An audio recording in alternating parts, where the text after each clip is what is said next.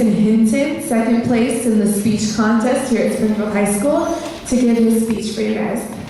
Y ahora presentamos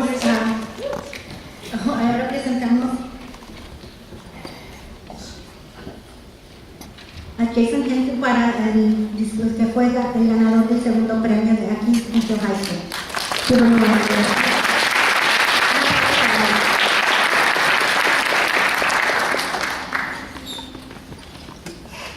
When I was in the third grade, my principal came to my classroom and sat down. He began to tell us that he had some unsettled news, that he had heard a few of the older kids calling another kid a nigger as a joke. He then proceeded to tell us that the word nigger is not a joke, that it is a derogatory term used to hurt black people. Now I was taken aback because my best friend, his name was Tyrell, and he was black. And I could not see myself hating him because his skin was darker than mine.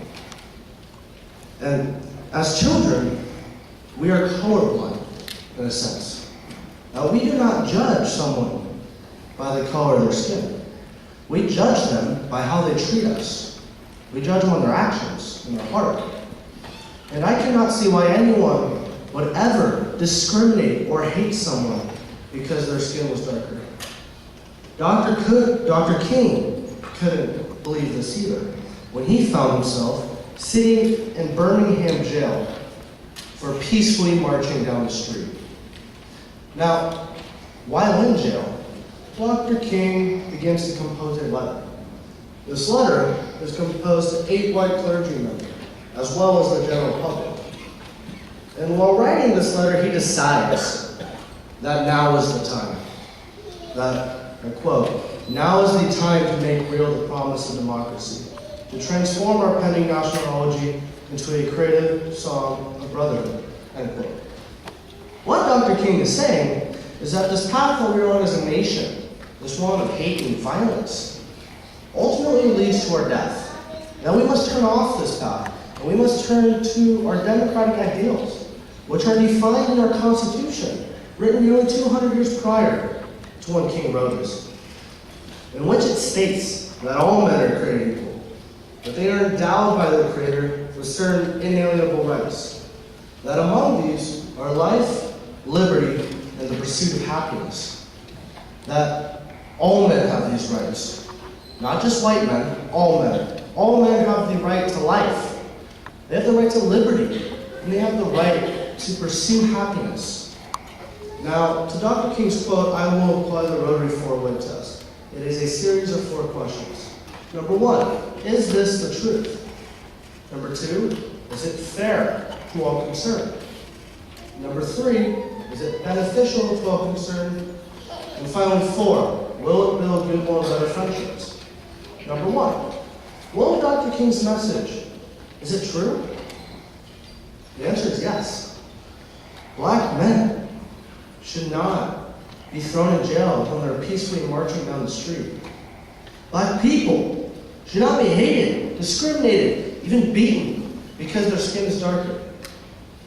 Now, hate and violence is a cycle too. It never ends. Hate and violence begets more hate and violence. Any young child can tell you this. Because again, children do not see color.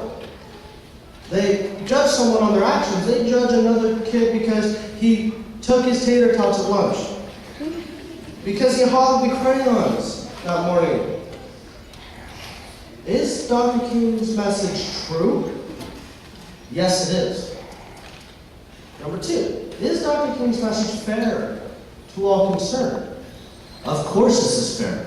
All Dr. King wanted was to be treated fairly. All he wanted was to be equal, as it says in our Constitution.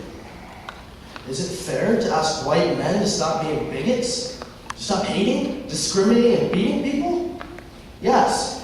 So when black people, they wake up, and they walk outside to go to work, just like their white counterparts, but they don't have to live in fear of something happening to them, their house, or even their children.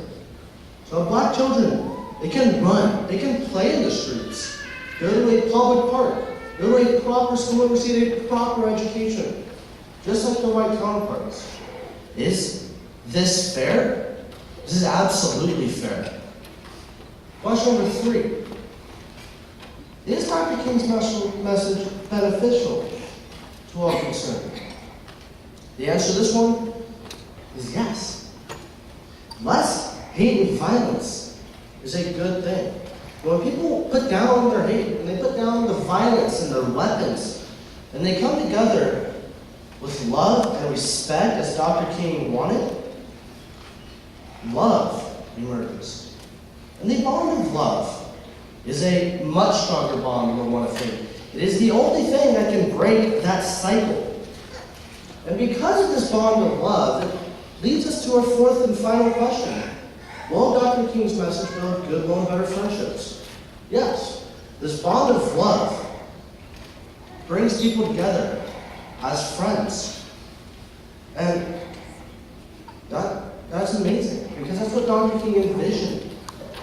And when white parents are not teaching their white children to hate and discriminate someone else because of their color of their skin, and they grow up as they should, colorblind, and they judge other people on their actions and their intentions and their heart, goodwill forms.